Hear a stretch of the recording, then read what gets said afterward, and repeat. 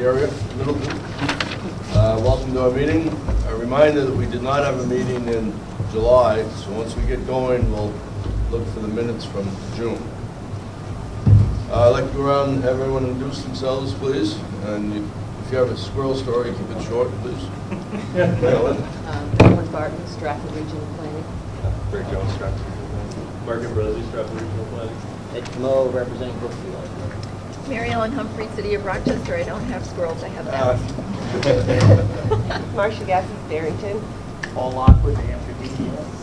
Linda Dusenberry, Department of Transportation. Anderson, New Hampshire DOT. James Sharple, City of Somersworth. Steve Pesci, University of New Hampshire. Thank you all for coming. We now have a quorum, so I'm going to get down through a few items here. Number 2, staff communications. Greg. Just wanted to let everybody know that we've got 2 new interns of the collective traffic counts in COVID data for us. Eric Hill, who's a student at UNH, he's an environmental sciences major, and we've got Samantha DePlanch, which she graduated from Maine Maritime Academy in marine biology.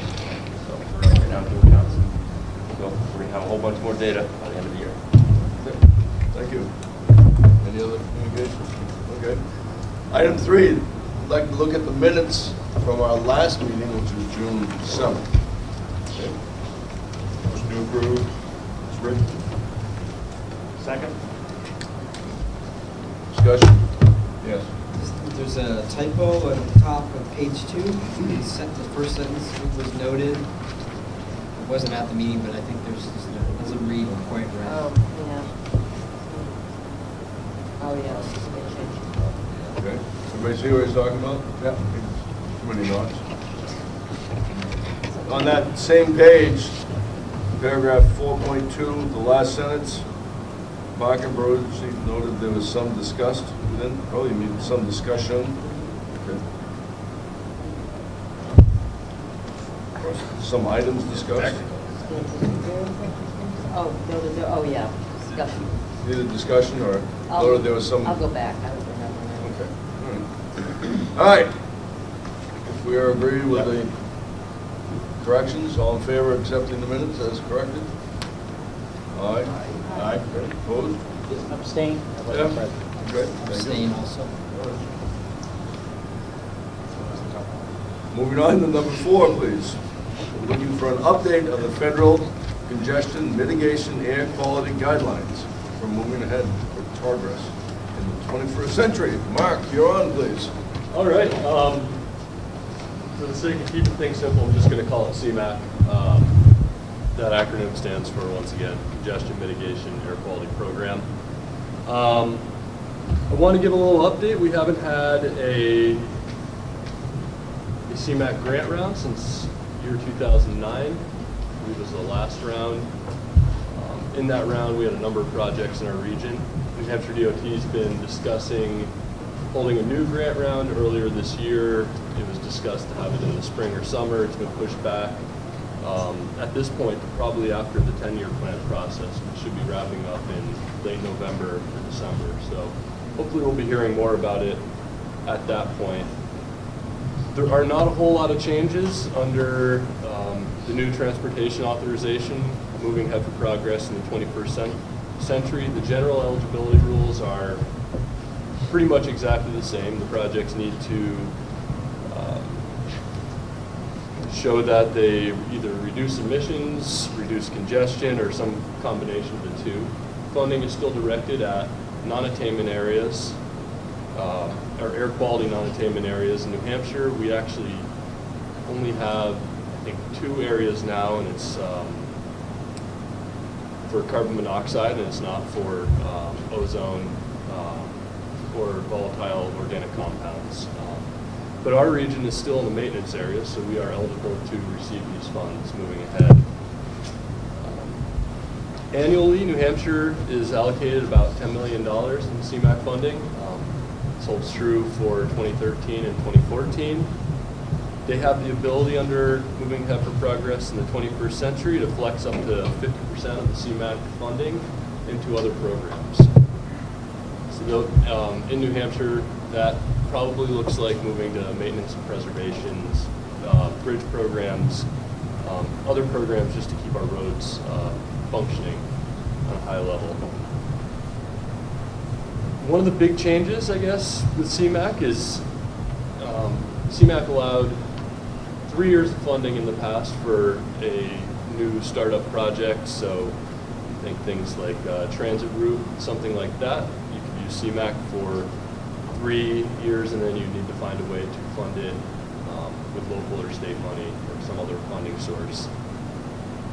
The change comes with that final year, so the third year, the first 2 years are the same. The third year, you can spread the funding from dedicated to the third year out into years 4 and 5, and this is really to allow a smoother transition period of kind of weaning away from the CMAQ funding onto more locally based funding for transit routes specifically. I think it can also be true for other projects.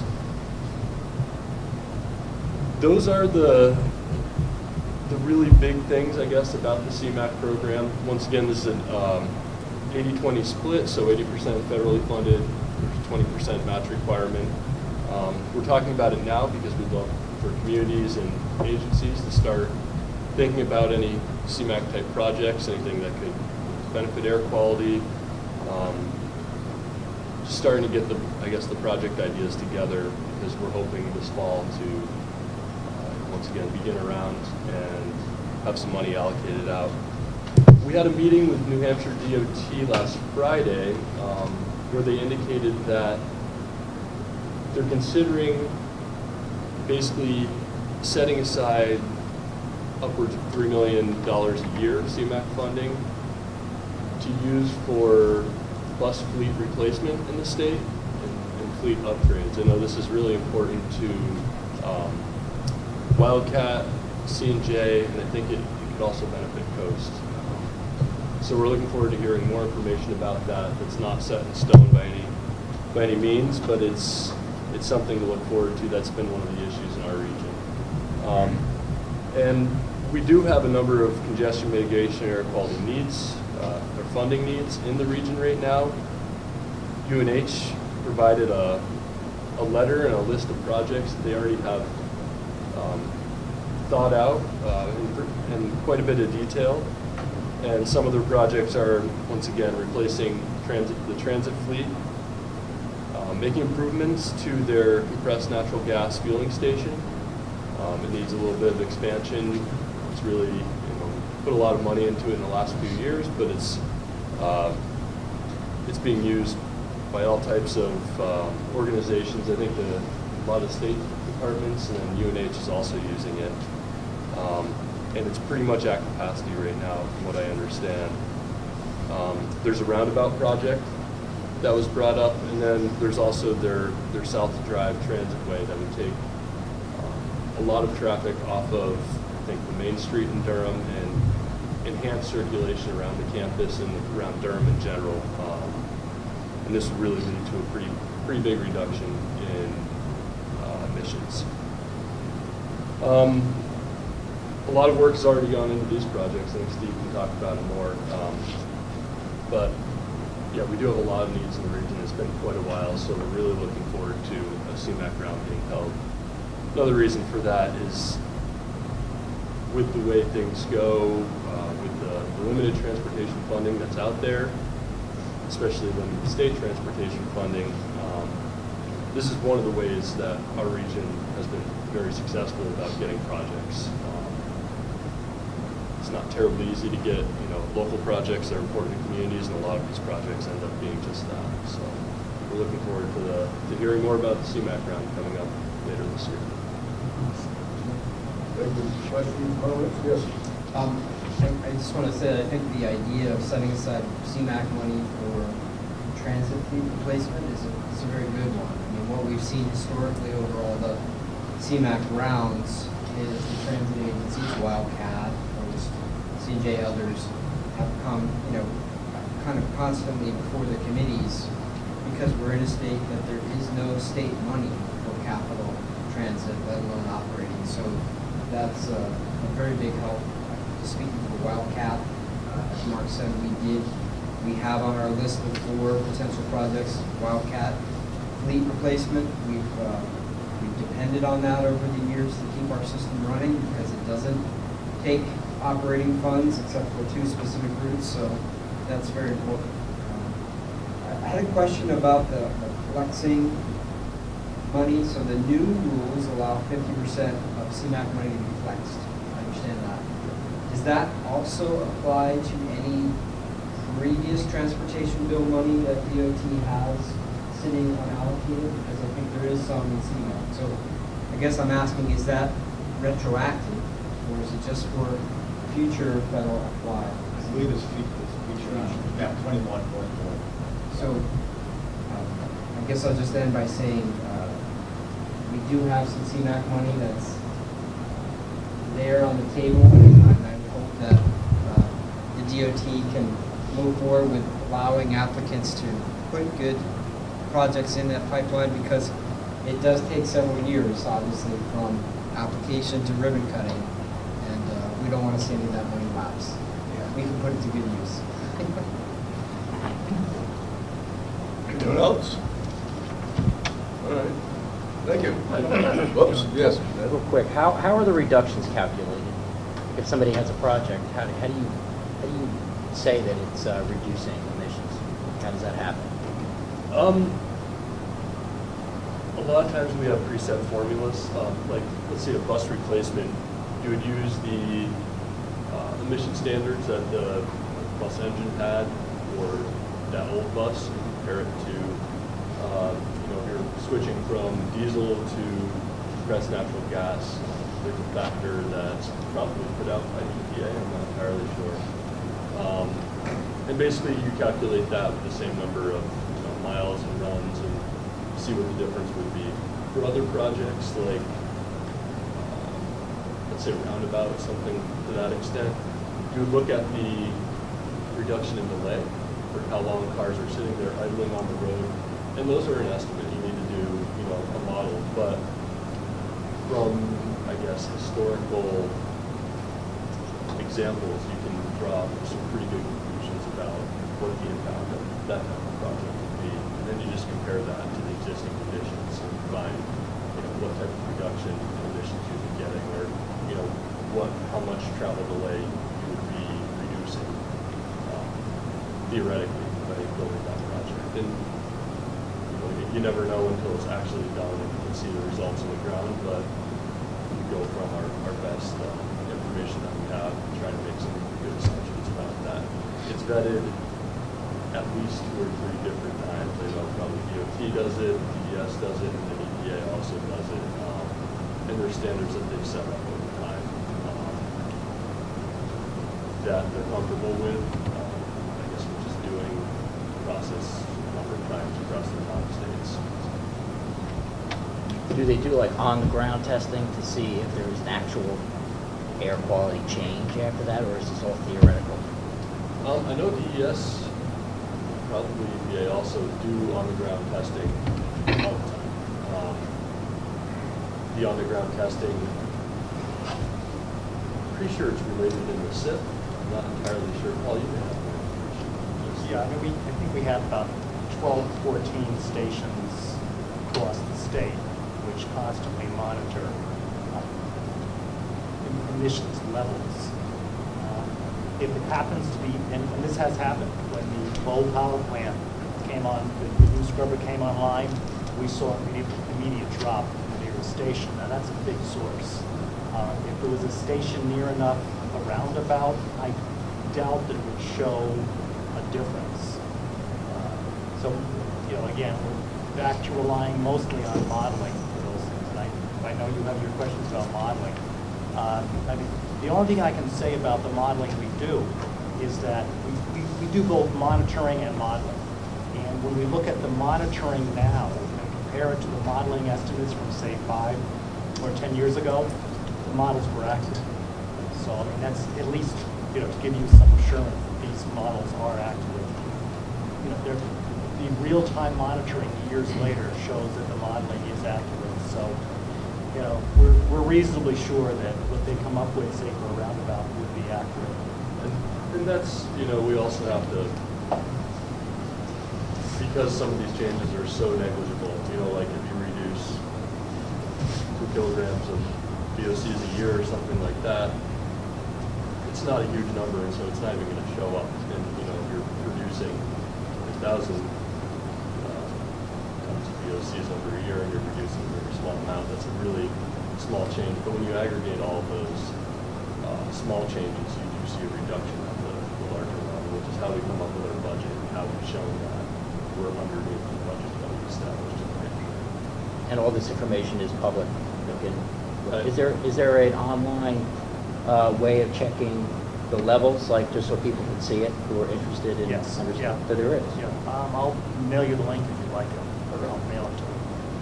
Thank you. Here it is, here. One housekeeping note, there's a sign-in sheet, please pass it around and make sure, no, stay where you are, I'll pass it around to you. Okay, so everybody can sign in, please. Thank you. Next, New Hampshire Department of Transportation Project Viewer Presentation. Glenn Davis. All right, thank you. All right. Yeah, thank you. You're great. Oh, yeah. The forward one. Hey, thanks for letting me talk to you guys, you folks today. I want to just kind of show off some of the stuff we've been doing at DOT. One of the things we've recently released is we call New Hampshire Project Viewer. And what this is, it's an online mapping project. Program allows people to get to access our project information in a very quick and easy way. What we did is, over the years, we've had a lot of topics and discussion about really trying to make DOTs, what we're doing, more transparent, more accessible to the public. So we spent some time thinking about how we can do this. And what our solution was to come up with an online viewer. And what we saw as needs was the DOT, even their own people, we need to get this project information out to them in easy format. Also working with our RPCs, supporting the STIP, and the TIP is getting the projects mapped, and people can see it. Also, we a lot of our planners, consultants out there, municipalities, want to know more about our projects and where they are. And also, we have a New Hampshire one-stop business, which people trying to start a business in New Hampshire or looking for information, want to know about projects, access right away, things like that. Always looking for design plans. So we were hearing this for a couple of years, and we came up with a solution. Some of the things that so we're hearing we need quick access to the projects, a way to search the projects and find them quickly. People want to see projects going from our planning stages to where they are in design to construction, and they even want to see the archive of the old projects. So we kind of took that into account. And one of the big things is they really want to get the information right up to including the construction plans. How can we get the construction plans out to people so they can look at it right away, access points, things like that. Other considerations we did is to make it easy. We put it online so everyone can have access to it. This way it's also up to date all the time. They want to be able to search their projects quickly, so we thought we gave the ability to search by a region or by keywords that describe the project. We also did it with address locator we put in there, so you knew the address of where the project was or your address. You could see projects within the surrounding area. And again, we also have the ability to display different projects by different levels or phases, which would be our planning, design, construction, and we call complete or archive. Other features we provided with this is we provided links to other project information within the DOT. So we gave a link to the DOT project page, just a DOT link, as well as a GIS link. Just for to help put the project in perspective, we give different backgrounds. One, just a nice plain background, some topology. Other backgrounds include aerial imagery, so if you want to see what's going on around the project, help get a better sense where it is, we give the aerial imageries here. And just kind of a high level, now all I can do is kind of go into actually showing you how it works. Is there any questions? That's good, I guess.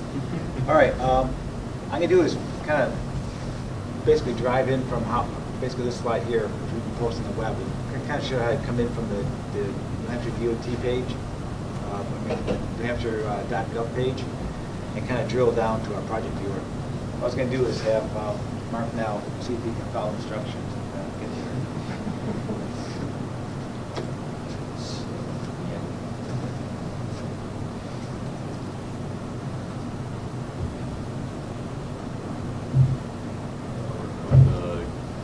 Government? DOT, Project Center, and GIS Project Viewer.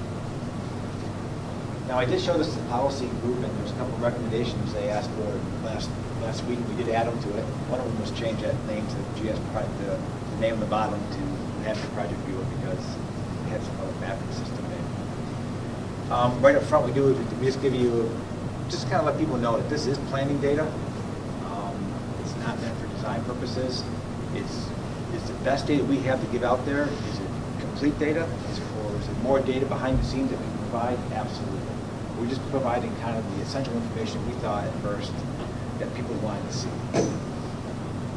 So go ahead and agree to that. There's also some contact information in that very front. If you have questions, who to call. Before we get started, I just want to let people know some background about this. This was developed by New Hampshire DOT with in-house resources. And one of the great things about that, I feel, is that we control this application. So if we need to make changes or modifications to it to help you folks out, we're willing to listen to them and see if we can incorporate them. Like I mentioned last time we were here with the TAC meeting, and the policy meeting, they actually had some ideas. So when you first come into this, basically we default right to the search screen. And one of the features we added to it is you can search, just generally, search by region, then by a region name. You can also search by keywords. Those are keywords within the description of the project. Or you can actually go to the top here, an address locator, a little red bullseye, way in the top. Oh, up here. Yeah. That's another way of searching for a project. That actually is Bing's address search locator. We just made a call into it. Look at it now. Right. Little X. Oh, this one? Yeah. Yeah. So one of the things we just added, if you go by region, what we did do was add the regional planning commissions in there. So by RPCs, and then we can select Stratford. That's new from last time. Yeah, that's great. So just hit search. And search. And now we bring up the all the projects in the Stratford area. And what we're seeing right here now is just the current construction problems. Yeah, they are problems. Construction projects. If I wanted to see a different type of projects, go ahead and put all those right on. I can see what's in design and planning. We will search again. I should. And search again. Oh, there we go. I think it's just taking a second. And now what we're doing is we're seeing all the different type of projects. To help explain the colors, we do have a legend. And Mark knows where it is now.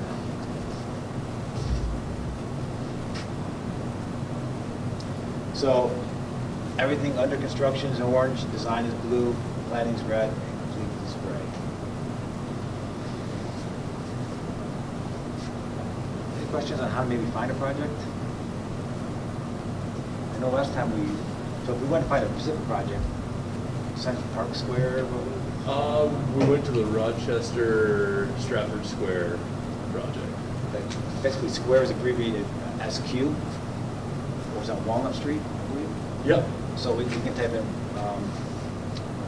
Walnut Street.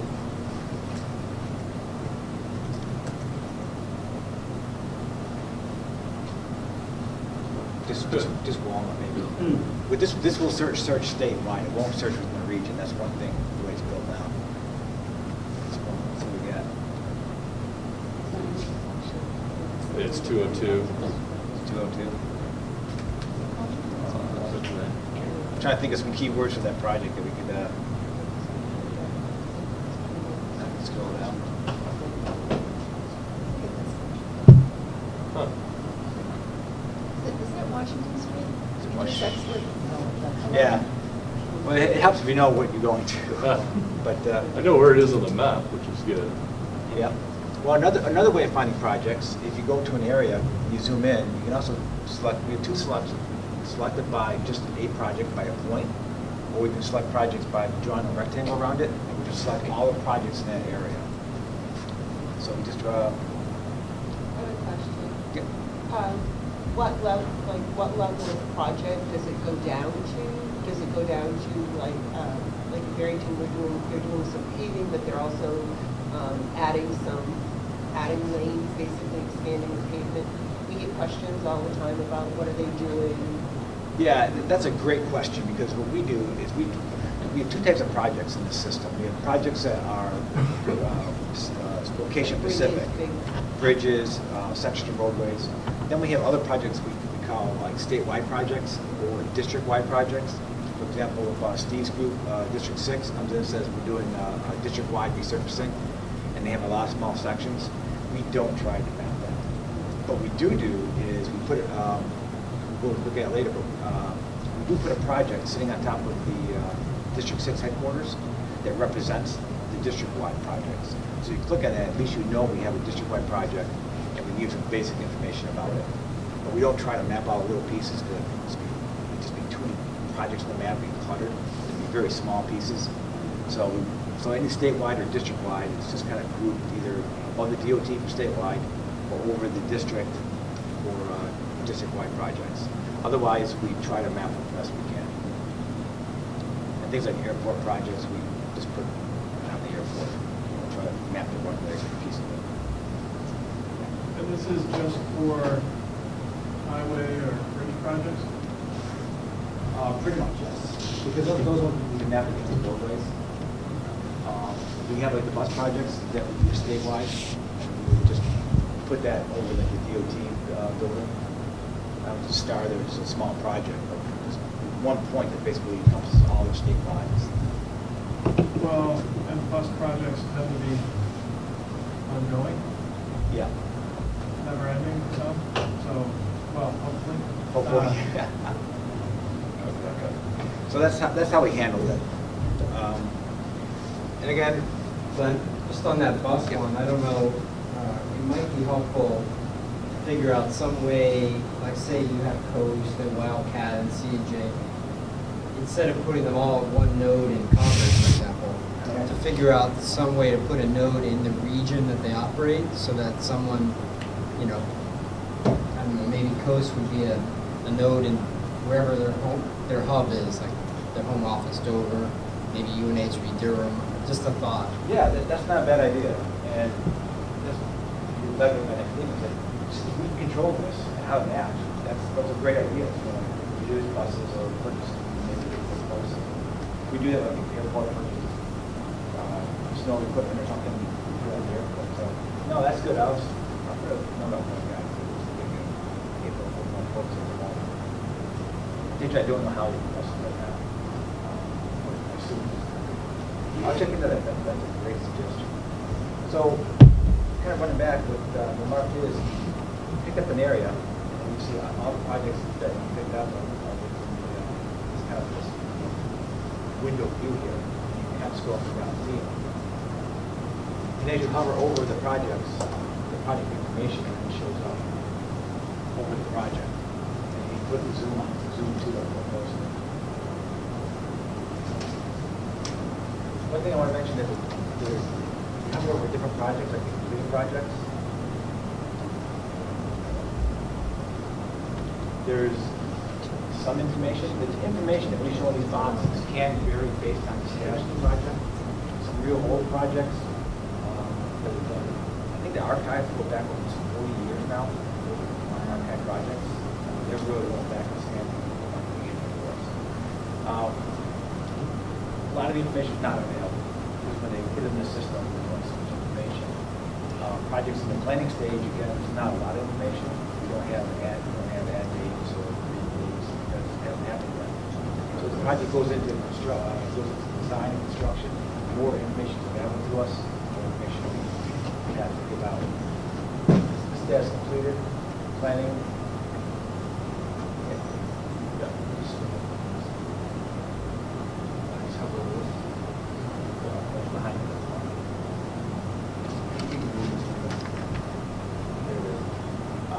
planning, what we can give you is a location of it, give you a description of the project, the FIGO number, the advertising date, and the contacts. So we can't give you a lot, we just give you a contact who will talk about the project. And again, when the map is in the location, if I went to construction, we could have a little more information.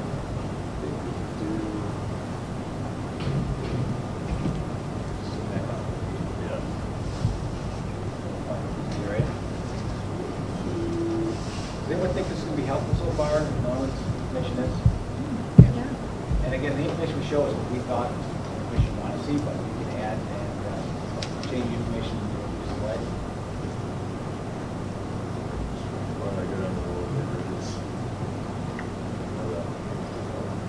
Steve?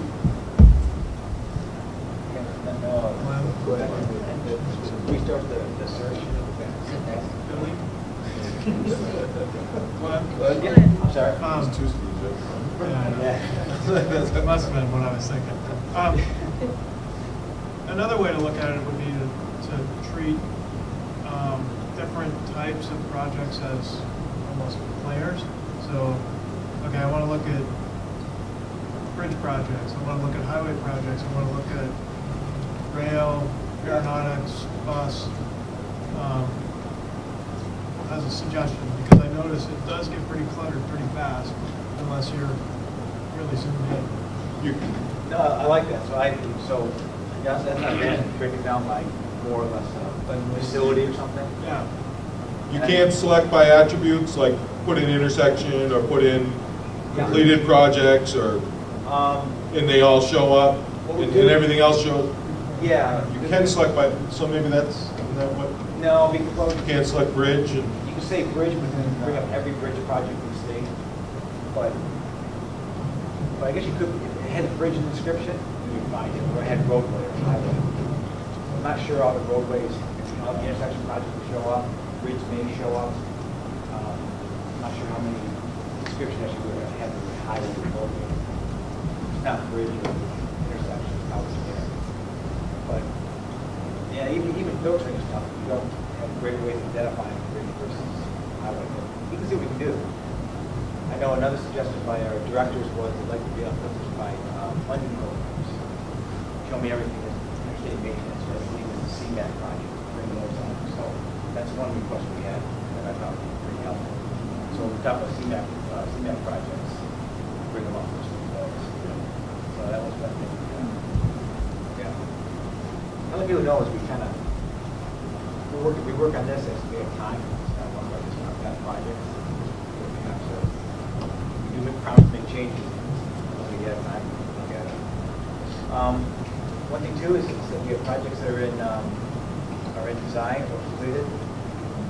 Provide some proposal information to you.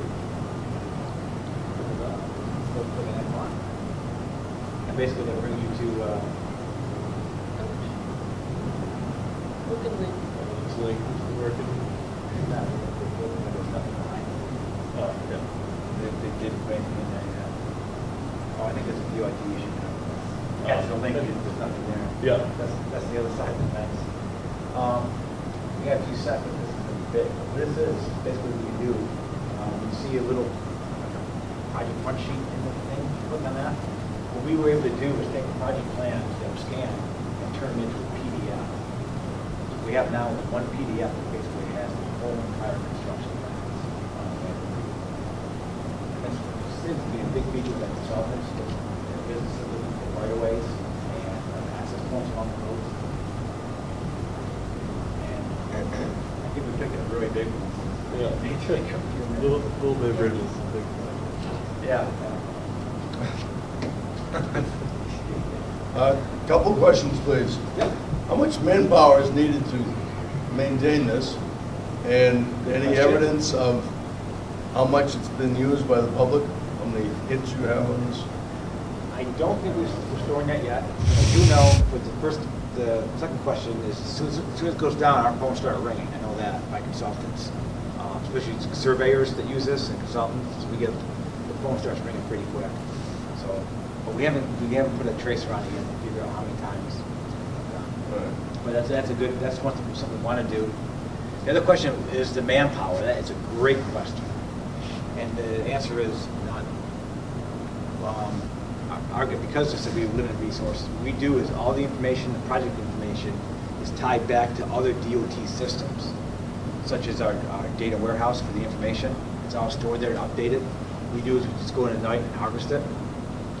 The only manpower we put into it, as new projects are added to the initiated, we go through and we map them, and that's the piece that we own. That typically takes anywhere 10 to 15 minutes a week we spend mapping new projects. We just don't have projects every day.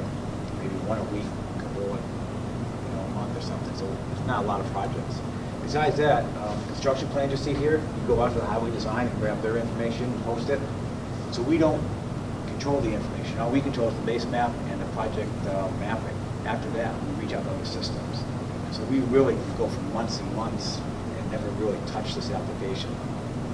And it is up to date on a monthly basis. What you can see here, if you just give me ideas that these are the exact plans that belong to our consultants or that design teams make, but you scroll down, you can see that it's pretty much everything we need. I would just say, following up on your question is, how do people know about it? Because you showed us how to get to it, but you asked the question, how many people are using it? Yeah. This is new to me. So, Well, yeah. we did put out a public notice in the papers, but this is a great, well-kept secret, because I get phone calls from people that internally this is used quite a bit, because our internal folks get phone calls saying, hey, I need design plans for this, or what about this, this. And in the past, what they would do is get the phone call, they would actually go out and they'd have to try to find the plan sheets. And this is kind of the time savings that we developed here, is when highway design folks get done with the design plans, they take it and they scan it into like tips or pictures, and they put all the pictures in one folder. So if they wanted to find a particular plan sheet, they'd open the project folder and there'd be literally 100 tiny little pictures, and they would start clicking through it until they found the picture they wanted and get the information. And that didn't look very efficient to us. Planning. So we did it. We would take all those pictures, make them PDFs, and put them on PDFs to combine them to one. So now what they do is no one goes in those files anymore. They just click right on here and just pan down until they find the information they need. But it's the same as our folks inside DOT use, but that's the same information our contacts outside consultants use. So the first time they called asking for one, we just send them here now. Yesterday I had 2 phone calls. Portsmouth was looking for road classifications and some existing projects. 33 they're doing the tie and anyways, they called up and I just showed them where our information was. And he was a very happy guy on the other end of the phone. Everything he needed was right at his fingertips. So how to get it out there more? I am planning to talk at there's a engineering conference in April, the ACEC conference. I am planning on talking to them in the spring, but it's not until April, and basically letting the consultant know what's out there. I am looking for any ideas and suggestions. Along those lines, are you familiar with LGC? I am. About them doing an article in their town and country monthly, bi-monthly magazine? That's a good idea. That's a real good idea. That hits a lot of the small towns. The monthly, the monthly magazine. Right. That's I don't a know real if good it's idea. monthly, it's every 2 months, I think. Another suggestion might be to work with communities to provide links on their sites to this. If you're interested in, DOT projects in our community, click here. I like that idea. My idea is I'd like to do is visit all the taps throughout the state and basically do the same demo like we do with you guys today and see if, again, offer that, show them where the links are and then encourage them to put it on their webpage. I think it's going to be helpful. Yeah, because we could go to that link and put it on our page. Absolutely. It's not something that we Nope, this is internet. But it is important for all of us that work in planning offices and whatnot to show the folks who answer the phone, who like when I was in Rochester and Barrington, we put our applications up online. So we've been explaining to folks how to use the website for a long time, and this is very similar. And it's just if they know where it is, they can explain to folks who call up instead of having them call DOT. Here's the link, this is where you go. Right, and that's been a big savings already for our guys. It's just that once we give them the link, the phone calls, they just don't call back, so. Once they know how to do it, we just need to have them. Hey, Dan? We're gearing up, And then, we're gearing up to start our process for the bikeway project from downtown Newmarket to the New Fields Town Line. And it's still in the planning stages. We're going to do our RFQ. I'm interested in knowing, right-of-way data. Is there any right-of-way data that's accessible through this system that we could provide links to as part of our? We'll find out. And I guess, okay. And I guess where would is right-of-way data part of that? What's that? Is that part of your database? We have to get the right-of-way information that's part of the design plans. We don't have the right-of-way plans. Right-of-way is constantly scanning those in there. I don't think they're itching that we have scanned. Okay, so they haven't been scanned yet. Yeah, once they scan them, then they will show up. Okay. And Again, they're trying to find, I think they've been organized that, like a process. is that data available through Concord or through Division I 6? think they're still available. Oh, typically. So I could Depends go on see the- Steve and. Depends on the project. Most projects, in District 6 has some right-of-way information on most every road. Most. What we might also have is that there are roads we don't have any, and then we just claim a prescriptive right-of-way. So if you're looking for something specific, Durham office likely is a good place to start. Durham office also there's a old Excel spreadsheet that someone in right-of-way did once upon a time for us. And we can search, if we have a project number, we can search for a project number, and we can tell you what is in Concord and what drawer it's in, to help them find it, because they have a lot bigger files. So I would contact you, Steve. Thank you. About a public outreach suggestion, I would say all of our planning department websites could easily just add a link to this project viewer, so it could say DOT project viewer with the link, which would go right to the viewer, so people would know. Also, I would like to see a mobile version of this. The best way to get to people is when they're sitting in traffic and they see a project. Not them, but maybe the passenger could take out their smartphone. It would know their location from the location director on their phone, and they could see what's up with this project, what's going on, how long is it going to be this way. No, as we read the mobile, right now, we don't have the capability to use the flash environment of the business. Disappointing. We are going to transform this into mobile in the future. So, we can zoom into maybe again, new market second. Get back to the section. Oh, yeah.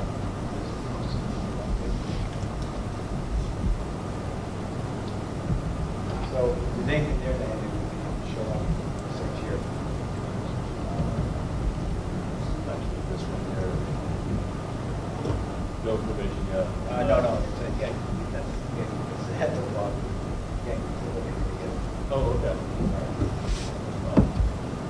That's our fault.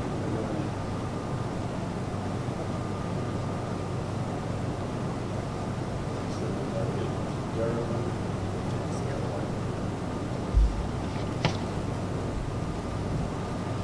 Not sure if it's in here yet. Oh, wait, there it is. That was the new market project. Still in the planning stages, so we really don't have a lot of information about it. All we do is basically give your location, let people know that there's a project plan for that area. Okay, but there's no right of way there. And no, it's still in planning, so we haven't got that. Okay, that's what- We won't get the actual plan ready until after it goes out to bid. It's planned out for 2 yet. But we do give a description and a potential advertising, this kind of information. If you want to look at that project a little more closely, we can zoom in a little more. Zoom to. But I also could change the background of the corner of the area. I want to see I'm just curious a little more. which way. This is right. These aerials are big. these are main areas. Yeah. So we just sort of main area. It just kind of helps give us a little more perspective about the project.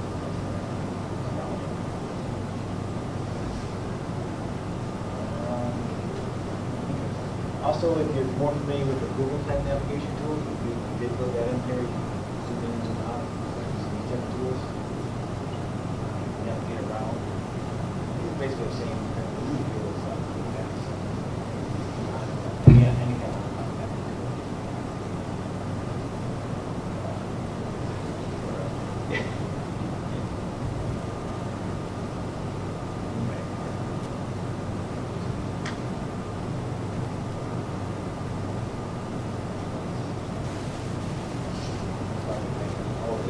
Let's go back to Street View.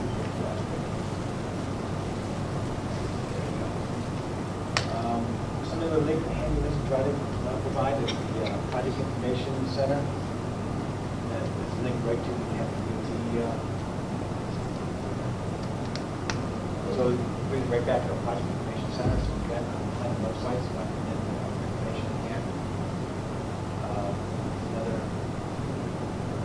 website gives the board the Department of Transportation website, the internet one. And then we also have a GIS planning. It needs to be updated a little bit, but now comes back to our site. Things that we have here that we can get to is our mapping tools. We have there it is. One thing we do is if we do have a bunch of quite a few published maps available through our GIS section. If you're interested in our functional class or DOT facilities, some of our congestion maps, bridge maps, they're all available online. We've made them like 11 by 17 printable PDF formats, but they actually do blow up very nicely. The print all sides are larger. So, for example, we wanted to see the municipal bridge condition map. Is that cool? We have an information page, and then we have a bridge page. Again, all these are just PDFs, but these are just standard maps, executive council districts, condition maps, DOT facilities. There's maybe 25 maps or so in there, and that's another great source of information. And we can update those annually.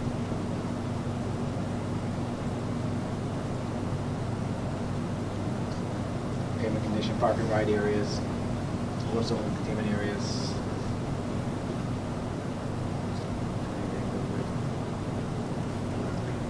So I just want to make sure that you know that's available for some folks too. Is there any questions so far? And that's another one. Map catalog's a great secret. We don't, our people down at planning have this reputation as our guys who sit there and develop these really great applications or these links and everything. They get up, they high five each other, and they all go back to work. So we got to try to figure a way of getting this information out. Work with you folks, getting out to the planning boards, and so that'd be really, really helpful. Let's make the project view for a second. Go ahead and click the glasses again. Real quick, the Bing locator, the address locator. I'll type in the address here. Yeah. Right here. Again, this is just a basic address locator. I think that most people are familiar with. And to bring on the aerial imageries now, you'll see that it's right over the recreational center here.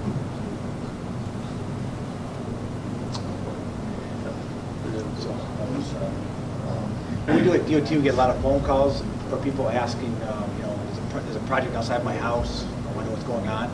And so our commissioners and our directors, like, so where do you live? And they can type it in now, get right to it, and they can start giving them information. So this is a tool that's used from our design teams to our front office, right down to field people. One thing, is there any questions on this? No, I want to show you one other little thing we have going here. A few weeks ago, I also spoke to people about the legislative, roadway classifications, the NHS, who owns a road, class 4, class 5, 6 roads, who owns it, who maintains it, who's responsible for it. We do have a way of getting that information out. We're just starting to build this application. It's similar to this, but a little bit different. I mean, Dan just changes his project viewer to the word roads. This is not on our link yet. It's not really public, but we are. People ask what we're giving to them. This is a tool that's kind of a light version of the tool that we have internally for internal folks to use in our the DOT, and now we're trying to make modifications to get it out to the public. We're trying to figure out what information should go on here and what local information we should provide. You familiar with this one, Steve? This one I recognize. Yeah. Similar features. It allows you to zoom in by a region. This has a little more, I think, what Brad was referring to is turning layers off and on. If you go up to this NSDOT maps, here we can now start turning things off. We can turn on, we can look at traffic volumes. We can look at patrol shed maintenance. We know who's maintaining the roadway. The basic infrastructure, features, wetlands, urban areas. We're just trying to figure out what information we need to show here will be helpful to the planners out there, and what information behind the data sets that we need to show. We have a lot of data behind this stuff. A lot of it we don't care about. But the key information, we're trying to identify the key information so we can display it. And the way we would display it is kind of like a GIS tool. It's called an identify tool.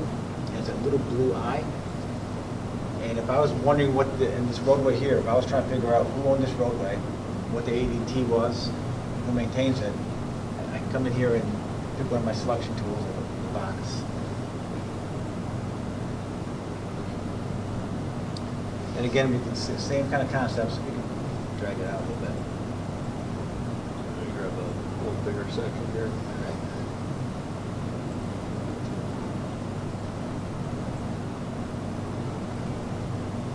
So any questions? Mark's the expert on this program now. And you can scroll down, or you can drag this down, Mark, to make it bigger. Oh, yeah. So.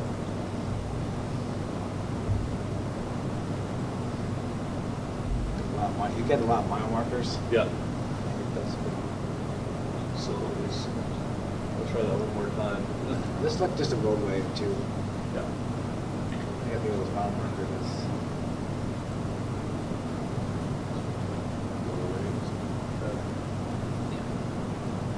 So, so we looked at this road and said we want to do Dover Road here. The information that we're showing now is name of the street, the town, the length of the road, that one section of road that you selected, the function class, which is 16, which is I think it's a principal arterial, other principal arterial. It's a legislative class 1, which makes it a class 1 road. It's winter maintained by shed 606, which means the first number is the district, and the second number is the shed number. We show summer and winter. It shows that the shed actually owns that roadway.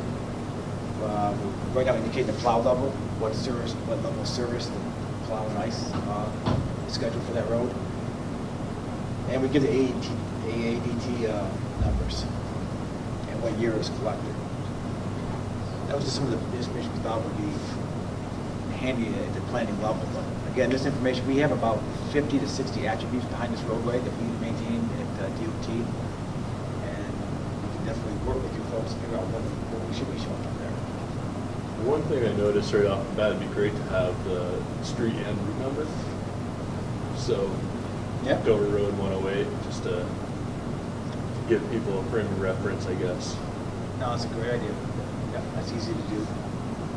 We also have, if you zoom into a bridge, you find a bridge, we have all the bridge information about it, the span, length. Right there, right? Yeah.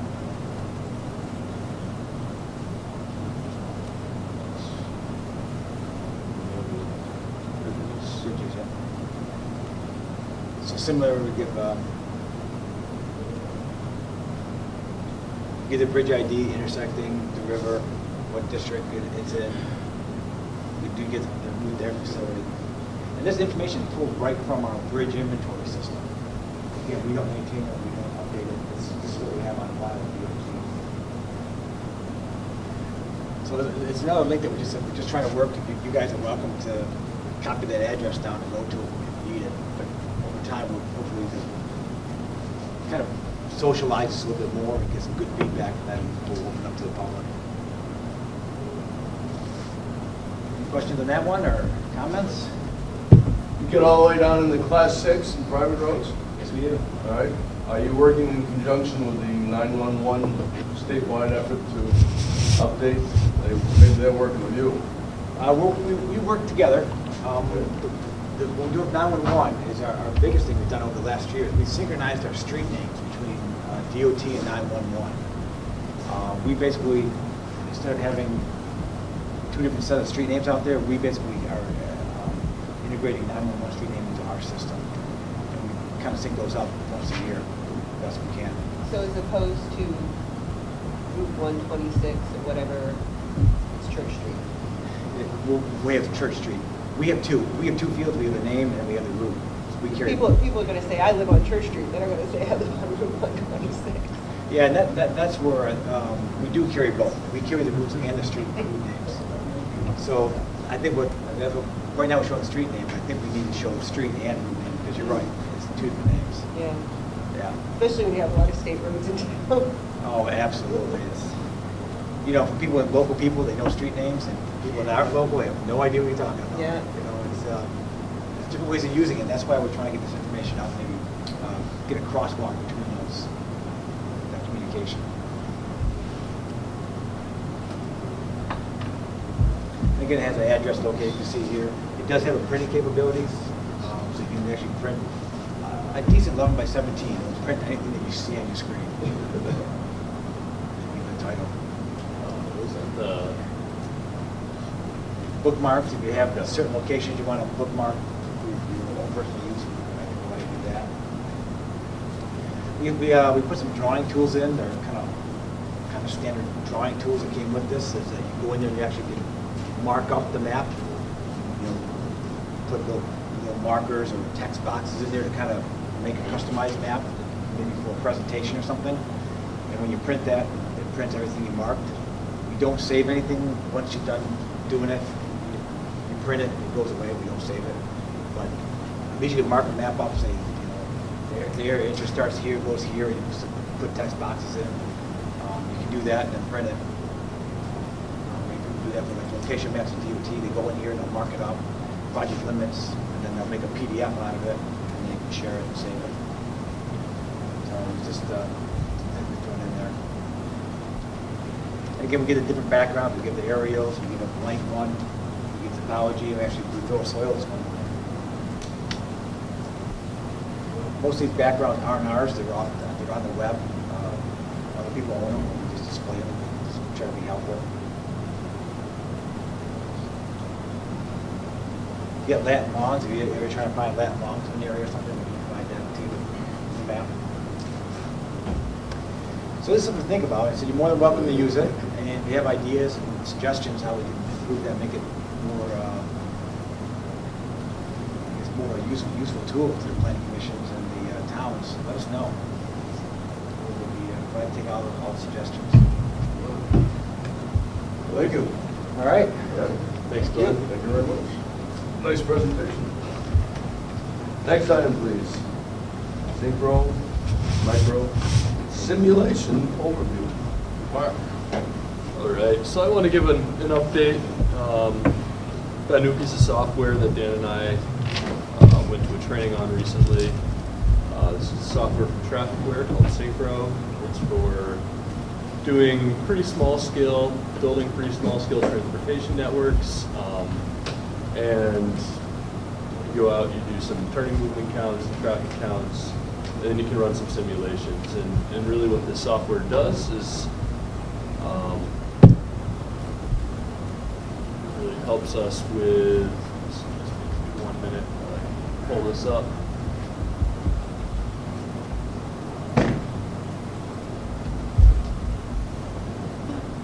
So this is basically a demo of the simulation. I'm just going to loop it here. This is an intersection on Route 9 in Somersworth, Stackpole Road. This is old aerial imagery photography here, and the school's not built yet. But we went out a couple years ago now, and we did some before and after traffic turning movement counts for Somersworth, kind of display before construction and after construction. And so this new software, we can put in all these different traffic movement counts. We can put in signal timings that exist. We can also tweak the signal timings and the phasing. And essentially we can test out, do we have enough capacity on the roadway? Are our signal timings right? Do we have enough, are our turning lanes appropriate? Do we have long enough turn signals? Are we having queuing issues on any of our roadways? We can do a lot of really interesting modeling and evaluation with this software. And so this actually is supposed to kind of represent the AM peak hour, so around 7 a.m., 7:30 a.m.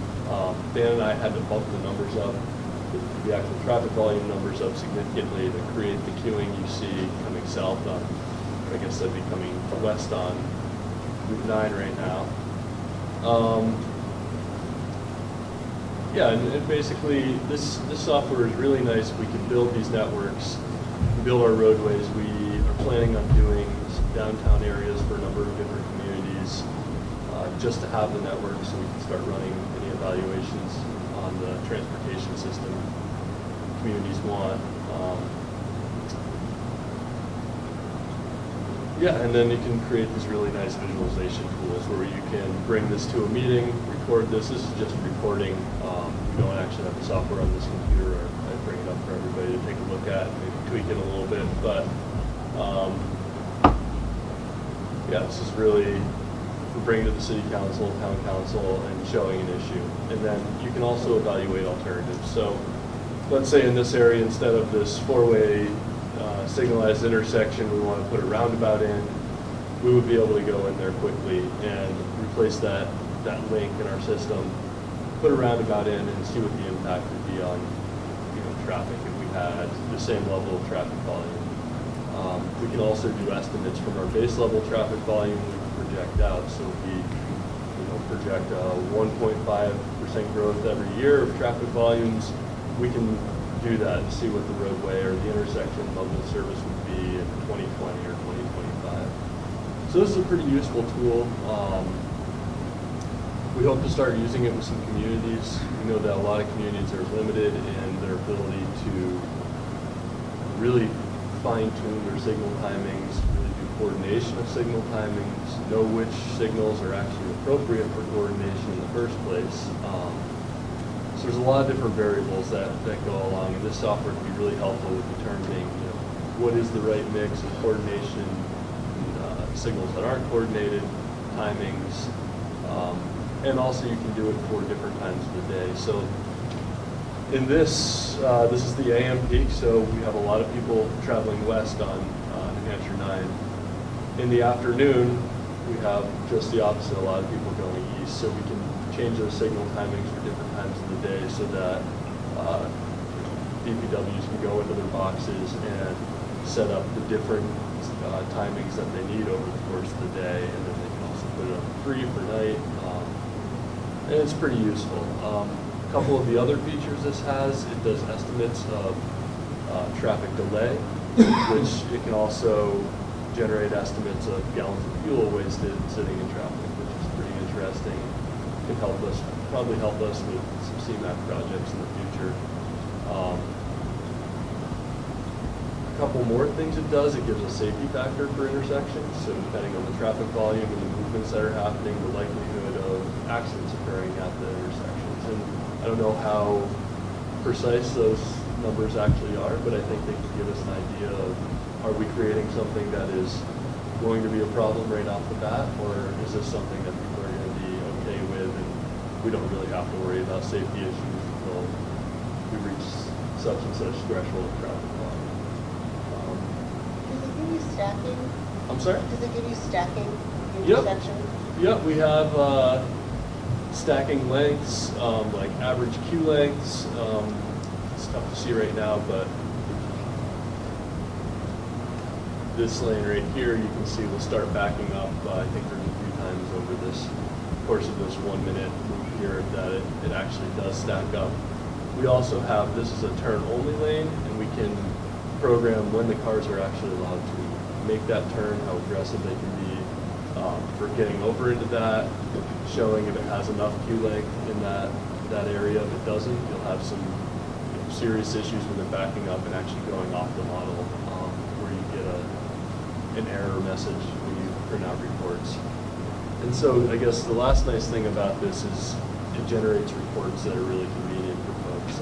It can generate reports with, I think, phasing and signal timing. It can generate safety reports, all different types of reports, a lot of detail in them.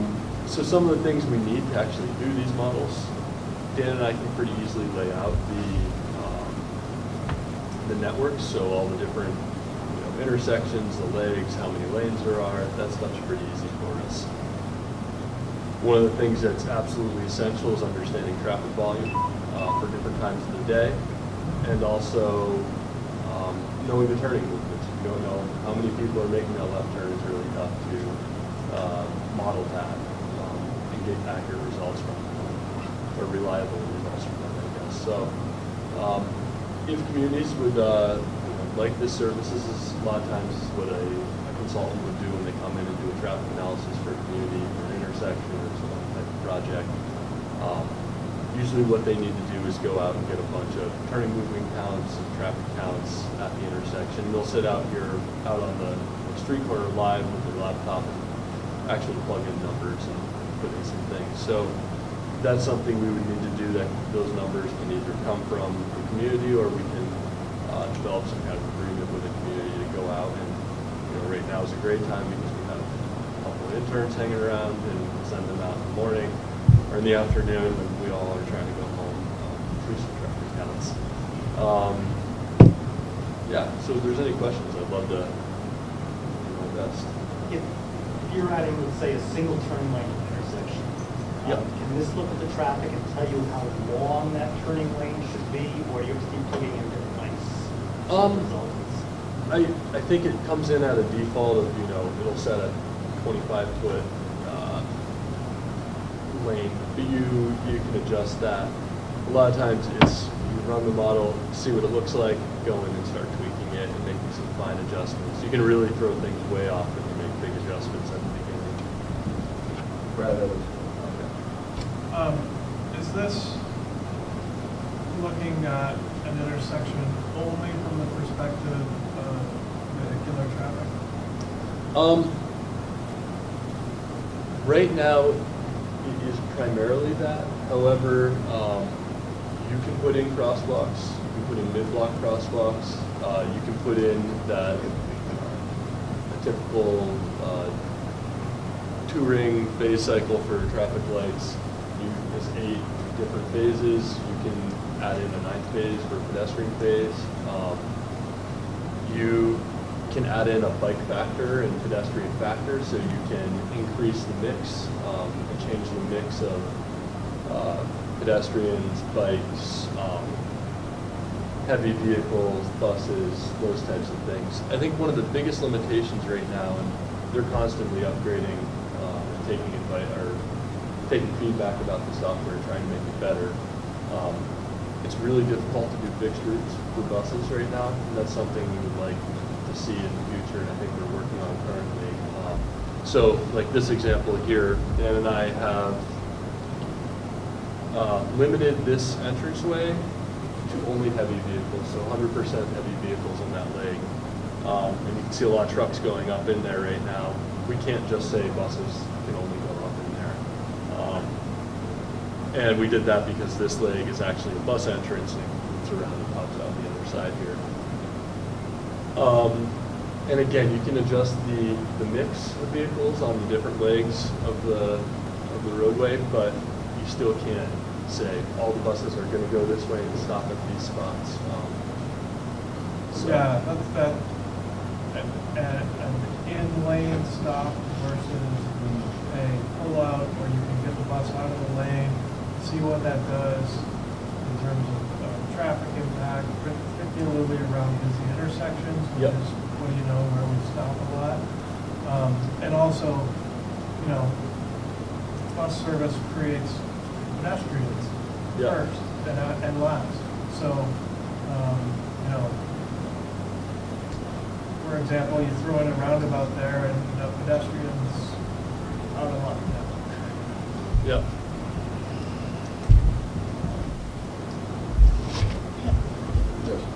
Have you been doing anything with Rochester's downtown traffic flows?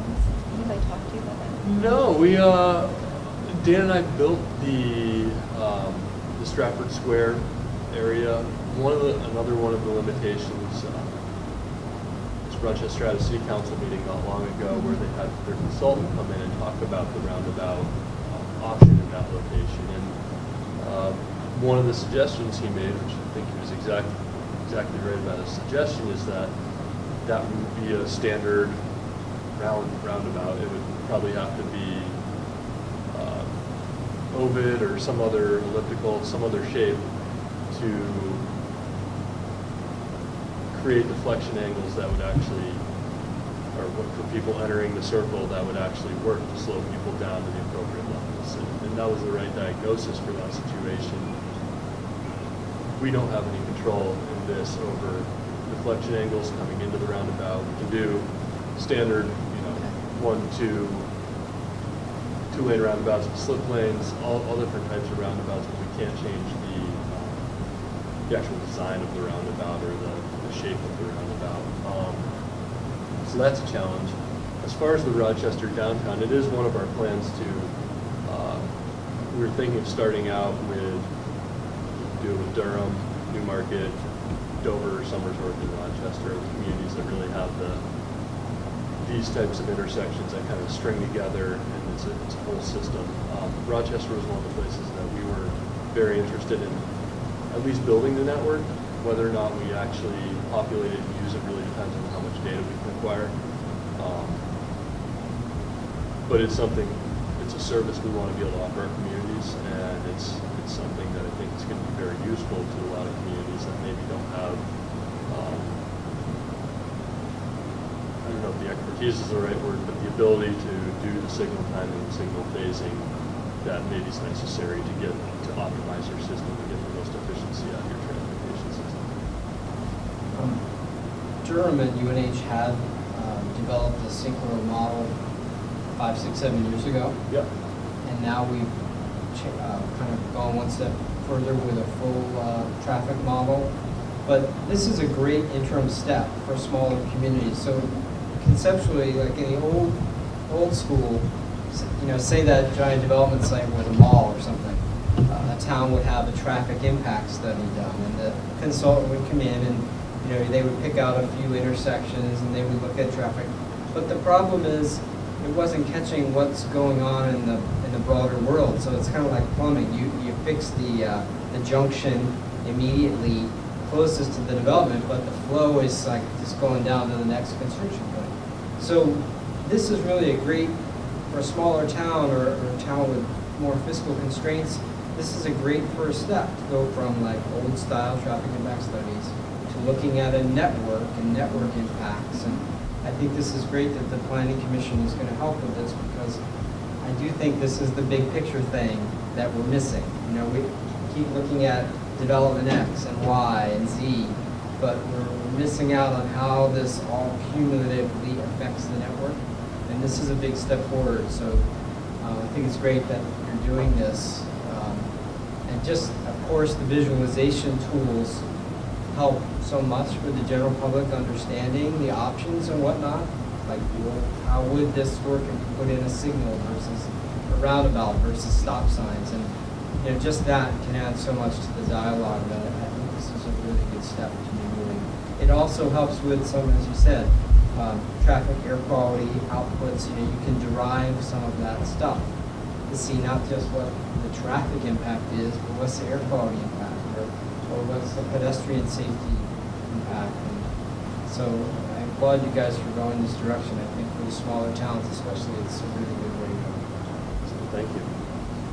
Yeah, Mark, is this something that when we trying to plan for potential development in areas, in particular what we're struggling with now, Barrington is the whole 125, that area, where there's people approaching, they want to do development, but especially north of 125, we've got incredible queuing and we've got some side roads and, where's the potential to put connector roads? That's something you could help us in looking Yeah, at that absolutely. area, because right now that's kind of a hot spot for some Yeah, development. I know that I've been to quite a few development meetings for gas stations and other stuff along that stretch already. We're still, that's back on the, but we have some now Yeah. beyond that that Okay. are going to, and so we talk about the queuing, especially sometimes of the, particularly in the morning and the evening hours. Mhm. We have a lot of backup. Yeah, this is a great product to help out with that, and it's really easy. I mean, talking about connector roads and things, it's a huge investment in the community, so you really want to know what you're doing. This is an easy way and an inexpensive way to put that in and just see what happens to your queue. It may not be perfect, and it probably needs to be fine-tuned, but it will give you an idea, and maybe if you want to investigate further, you can get some more exact data, some better information, and really start seeing what the impacts of something like that would really look like on the ground.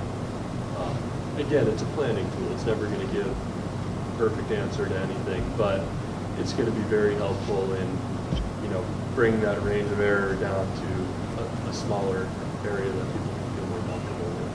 But this is something we have to come to you to do for us, basically. Yeah. All right. Thank you. I could see a time coming where you could perhaps do a traffic study for Middleton. I'd love to. There's some intersections out Except there. we don't have any traffic lights. We can do it on stop. We don't have any traffic. It does stop. We're We're not going to have a second one. Over by Middleton Building Supply, we can do something. We can do. You can track the squirrels. That's right. All right, thank you. First, Mark, and then anyone else that has any project updates, please. I just wanted to remind folks that 10-year plan process is coming. We did a lot of work this spring on it. I think we did a really good job. We've met with New Hampshire DOT a couple times to help them score projects, to provide a little more information about projects, and they've pretty much gone through that. We attended a gas meeting, I think it was last week, in Portsmouth, and we heard a little bit more about the process. And so at this point, New Hampshire DOT is getting the first draft, rough draft ready of all the projects and project list all together. We should have that hopefully by the end of August, start of September. They're going to be announcing the GASIT dates, GASIT meeting dates. In the past, there's been upwards of about 30 of them. I think there might be fewer this time around. I know that's a huge effort for New Hampshire DOT to make it to all those meetings in a 2-month period. Our region, it's looking like we're going to have 3 to 4 meetings. We do have 4 districts in our region now, or we're represented by 4 of the executive council districts in Stratford region. And we have 3 new councilors in the state and 2 new councilors to our region. So it should be an interesting process. At Stratford, we're going to be putting together a presentation really discussing our transportation priorities in the region. I think we have a pretty good sense of what those are from our exercise with decision runs earlier this spring, but we'll probably be reaching back out to communities just to triple check that. We're also looking for a few examples of projects that do a good job of highlighting our transportation priorities in the region. So I think a couple transit projects, probably a couple of mobility type projects, intersection safety projects, those types of things. So communities or anybody has some good examples of projects they'd like us to talk about or include in our presentation to the GASIT folks, please send them along to either Dan or myself. Yeah, so I also, again, we have 4 districts representing our region at this point. The guest meetings were, I'd say, moderately attended last 2 years ago in the last 10-year plan cycle. It's really important to get our message out to the counselors, especially if we want to see projects in the 10-year plan. I think now is a good time to start reminding town and city councilors, boards of selectmen, members of the public that these meetings are coming up and their presence is encouraged and welcome. And it's really important for the counselors to hear from the public so that they know what their constituents' needs are and wants are. So I encourage folks to start, making that connection with the public, trying to get people to understand that these are very important meetings and they should be showing up to them if they have any stake in transportation, which I think we all do. So I just wanted to put that out there, and that's it for my project updates. Anyone else have project updates? Yes. Newmarket has a draft of the pedestrian bridge study, and we're in the process of reviewing it. I know about Mark. Great. And Mark has been working with us to try to round up some funding perhaps and do the full project as we envision when we have the highway safety inclusion fund. There's a possibility of we'll try and get some crash data together so that we can support that our application. But we haven't given up. We're hopeful that we can get some more money and maybe go forward, but it's sort of up in the air at this point, which is kind of disappointing. But we are working on the bikeway project from downtown to Market to Newfields and going out with an RFQ. And we clarified with DOT that there will be no cost to the town of Newmarket because it came as Division 6 project originally back in, I don't know, Steve, probably you were the planner here at the time back in before 2000, I think. But anyway, so we're moving ahead with that and see, hopefully we'll be able to move forward with this. Yes. I just wanted to let everyone know that UNH is going to be rolling out in the next 2 weeks. We're going to be flipping the switch on our real-time transit services, which is Next Bus, so that you'll be able to see in real time where our Wildcat Transit Campus Connector buses are on our system. So we're very excited about that. That's a CMAQ-funded project that we know our constituent community is very much looking forward to. And then, as Mark mentioned, we do have 4 CMAQ projects that we're starting to push out there in public recognition. I just want to mention one question came up about how do we measure success. Our CNG fueling at UNH, we've been switching over our fleet, especially the transit fleet, to CNG. We had projected this fiscal year ended that we would be at 40,000 gallon equivalents of CNG. In fact, we came in closer to 48,000 gallons, which moves our transit system up to about 40% CNG powered. So we've grown our CNG use by more than 25% a year for the past 2 years. Why is that great? Other than the emissions, the beauty of it is as we've been growing our use of CNG, the price of CNG has been declining. So the price of natural gas as a fuel for vehicles fell 20% last year and is under $1 a gallon. So it's a complete win-win environmentally and fiscally, and that helps us continue to provide transit services to the region. So, Steve, can you find information about the ABL? I don't know if it's, website, or? I don't think it's been turned on yet. Okay. The goal is August 15th.